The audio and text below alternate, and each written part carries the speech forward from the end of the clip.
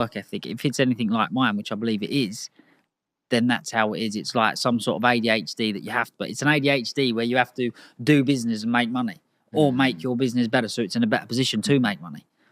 Is it fun? Is it hard finding friends for you? Is it hard finding friends? Well, absolutely not. It's probably very easy to find friends, but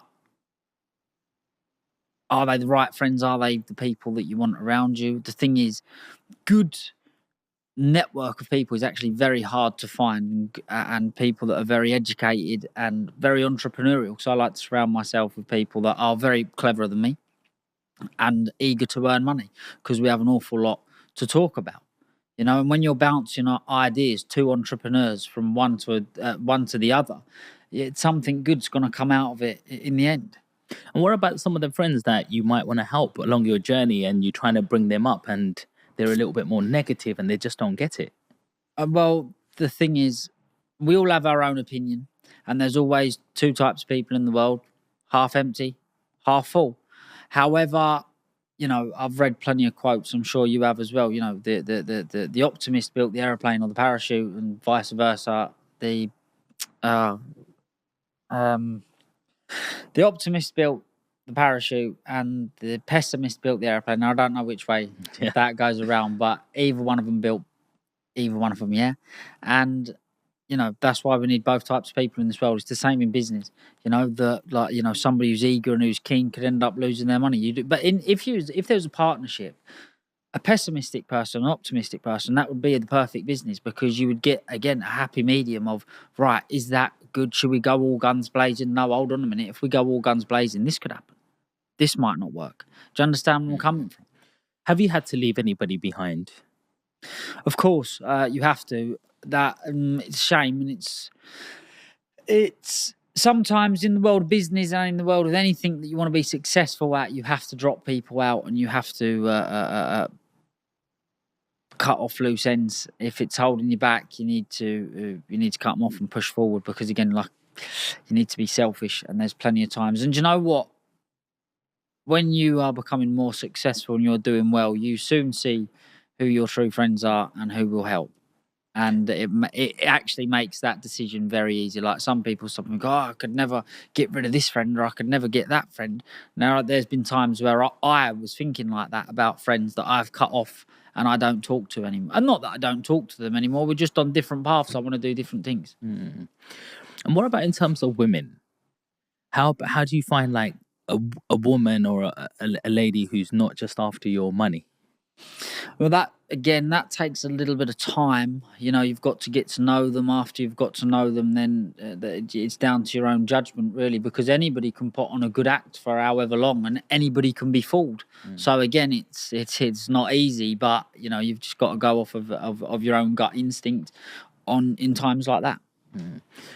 Has there ever been a situation you've been in that you've learned from this? I'm sure there's again, my entrepreneurial past of being up and down and trading with plenty of people, regardless of whether it been men or women, you get a feel for how people act and what, if they have ulterior motives or what their actual motives are. You can work it out and you can sum it up. So I'd say I do have experience to see if something isn't quite right. Yeah, I do. Do you think entrepreneurs are born or made? I think both. How they've first of all, they've got to be born and they've got to make themselves. So both, yeah, definitely.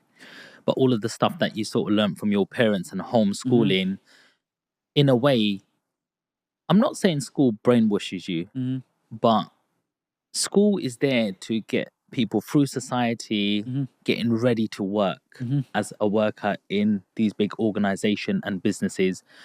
But you've seemed to have not gone through that schooling education route. You've learnt off your granddad, who's, you know, someone who's good in business, your dad who's good in business, and you've been around them people. You've learnt the art.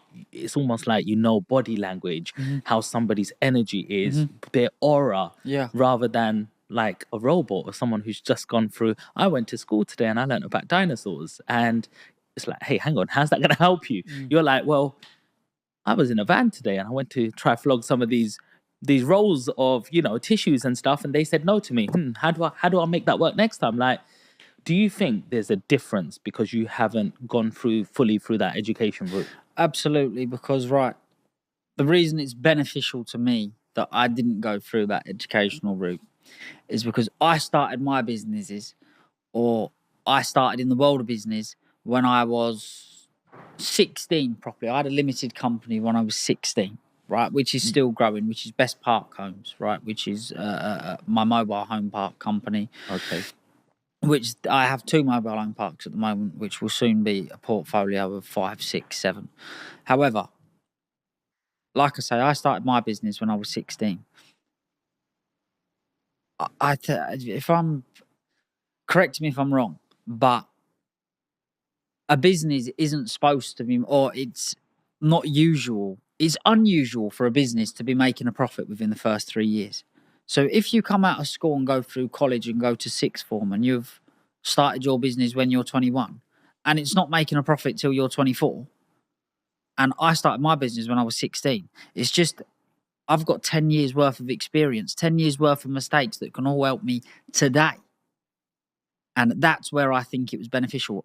There's also so much education that I would have lost out on. But thankfully, how everything's planned out, I didn't even need the education that I've got. All I needed to do was be able to read and be all right with maths. And I'm actually very good, right? But all I needed to do was be able to read, which I learned to read and write through social media. And I needed to know how to do maths. That's all you need to do to be a good entrepreneur. Now, you have to learn a lot, and you're going to make mistakes and you're going to fail. And in the world of business, failing and not making a success is losing money, which none of us want to do. But with that 10 years worth of experience, it's going to set you up. Right? If you start at 21, 22, right? Any expert or superstar in their field, boxers, footballers, golfers, swimmers, runners, when do they start? They don't start when they're 21, 22. So there are people that do start late and do very well. However, most of them, if you got 100, only there'd be 5 of those. And it's the same in business. And that's what I try to be. I try to be a professional entrepreneur. And the thing is about an entrepreneur, I'm an entrepreneur businessman. Because I love business and I love making money. But you're a certain type of businessman, Alfie. Like what we're talking about, that's the trajectory people go on in terms of they're starting at 16 or 23.